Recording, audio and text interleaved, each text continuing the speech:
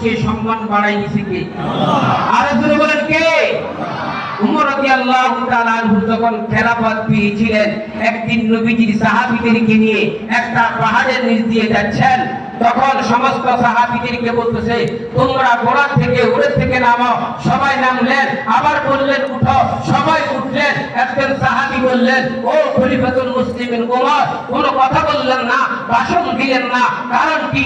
আমাদেরকে উঠার জন্য বললেন, নামার জন্য বসলেন, কথা বললেন না, ভাষণ দিলেন না। হযরত ওমর রাদিয়াল্লাহু তাআলা আনহু দুই চোখের পানি ফেলাইয়া কাঁদতেছে আর বলতেছে, হে নবীর সাহাবীরা, ভালো করে শুনে রাখো, আমি ইসলাম গ্রহণ করার আগে এই পাহাড়ের নিচে ছাগল চড়াইতাম। ছাগলের প্রাণ ভর্তি না হইলে বাড়ির মধ্যে গেলে আমার আব্বা আমাকে মারধর করতো।